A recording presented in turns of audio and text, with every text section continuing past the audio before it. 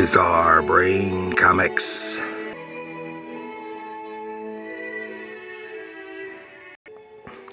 Hello, my comic book friends, and welcome to Bizarre Brain Comics. I'm Gary, your host.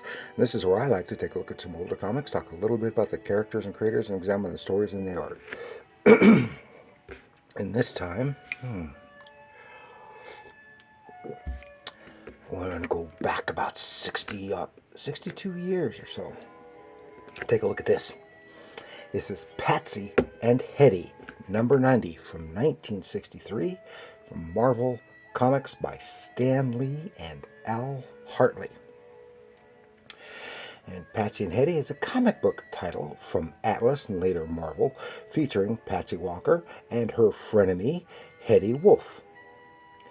It was a spin-off romance humor title from the Patsy Walker title.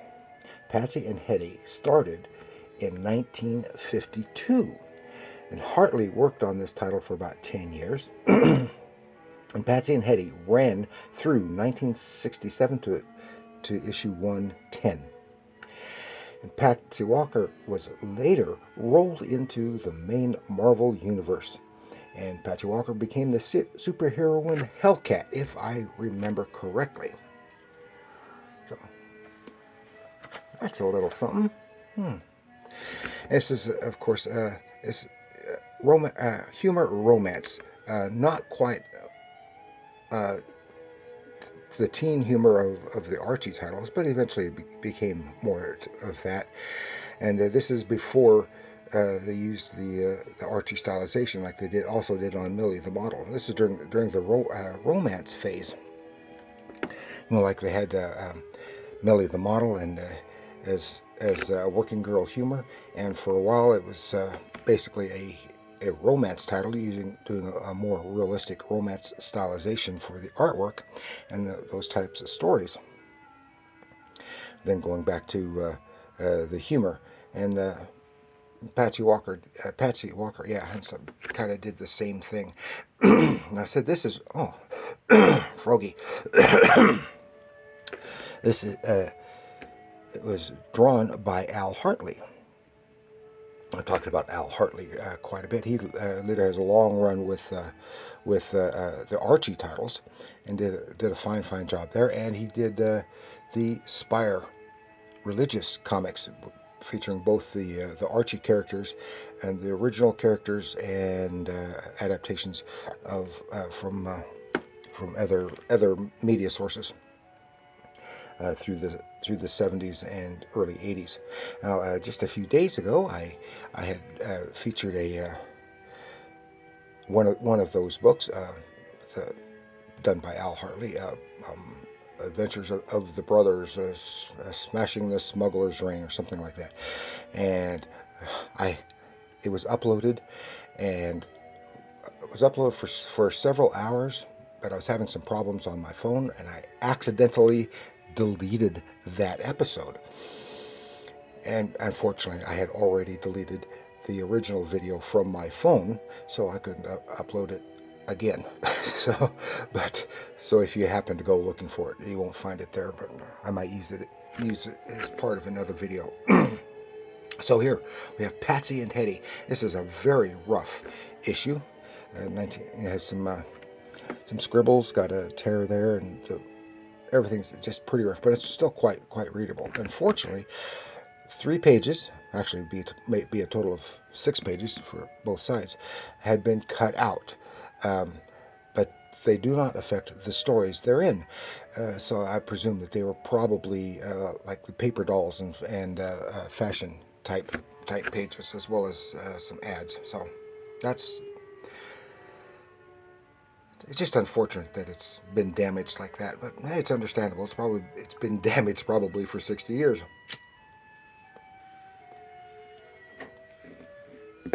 And why it was so cheap, because I think I just got it for $1 or $2.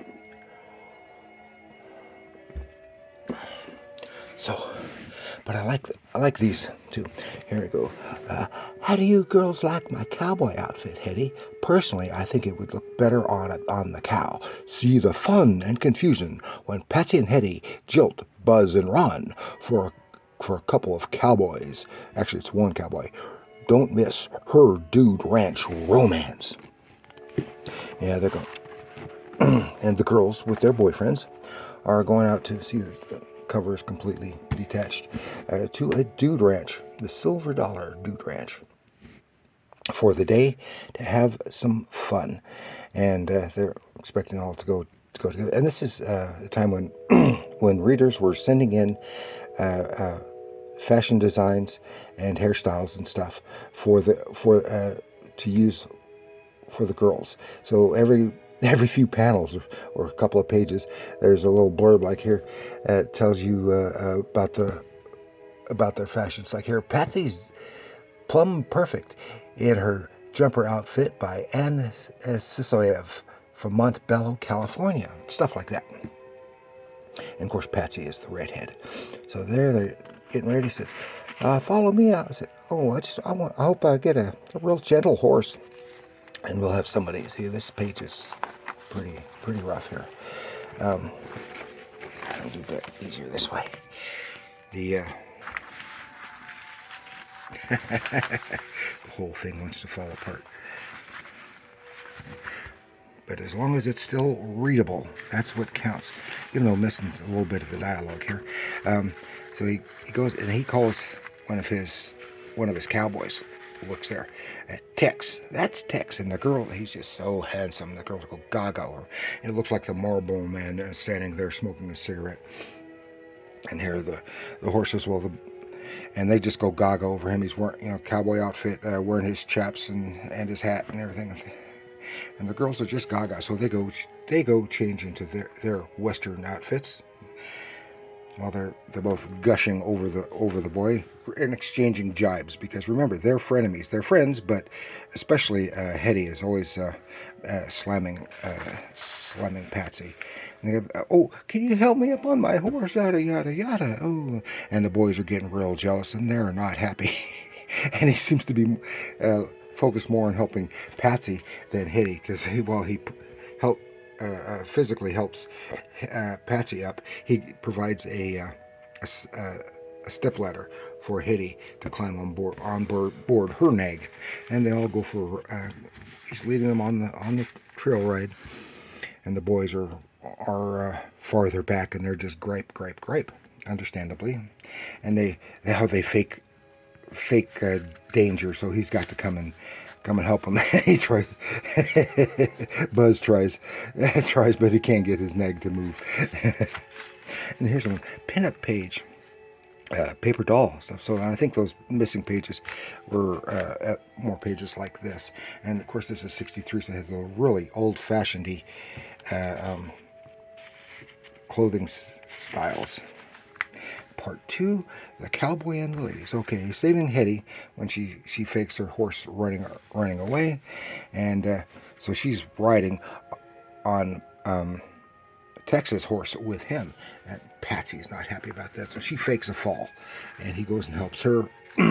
Meanwhile, back at the ranch, and the boys are there, and so they are not having a good time. So, oh, here's a couple of nifty-looking young ladies, and they go introduce themselves to these ladies, and since they're ready to head back, and they offer to give the girls a ride because their own girls. I said, "Oh, we'll have to find a way home.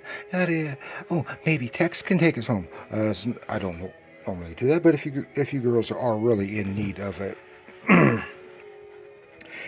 ride, I can swing by. Just let me go change. He goes in, says, "Oh, but if you insist, we don't want to disappoint you." Oh.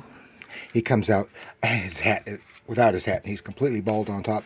Without the chaps, they can see how terribly bow-legged he is, and they are not happy. They take off, and while the boys are driving the other girls home, our girls have had to take the bus home. There's another fashion page, and here's where one of the pages were cut out, and a single text page here. They had reasons for the text pages. Ads, Millie the model, and Patsy and Hedy. Very nice work. this is because Al Hartley doing all the artwork in this issue. He is doing a fine job. It's just not quite as fine as the stuff that he would do later. But he was a fine artist, and did a real good job here as a friend till the end. And more of the girls just talking.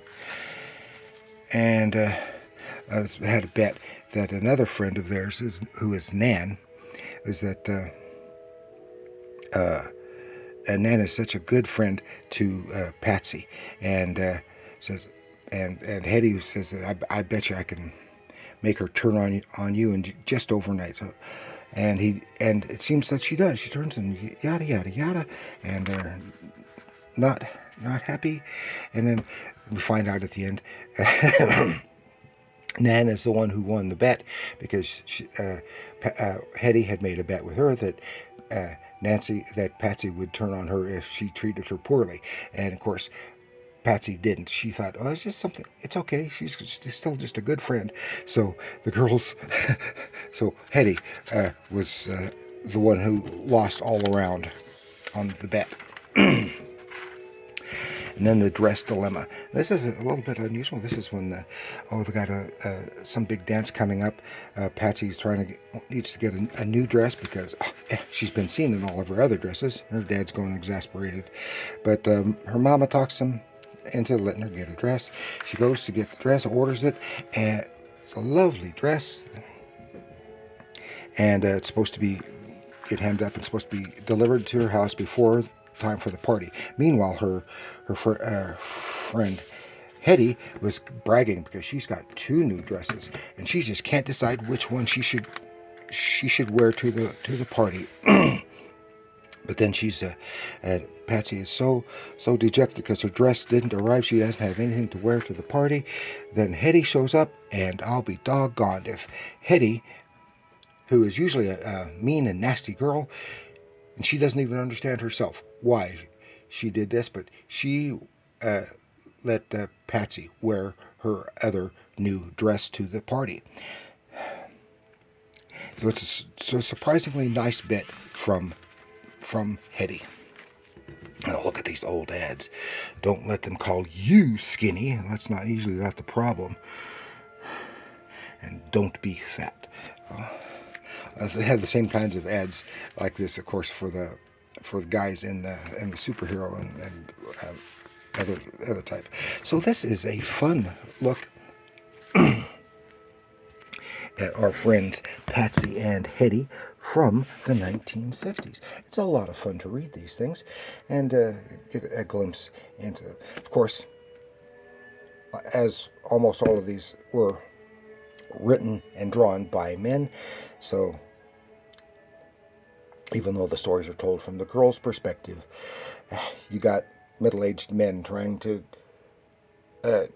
show things from the perspective of teenage girls. Oh well. So that's all I had to share with you this time. So please like, share, subscribe, leave your comments down below. Tell me how much you love Patsy and Hedy, Patsy Walker, Millie the Model, all those other kind of books from then, or how much you hate them. Anything along those lines. Do you like the Al Hartley art, or what have you? Let me know in those comments down below. And remember, comics, come on, focus. Comics are art.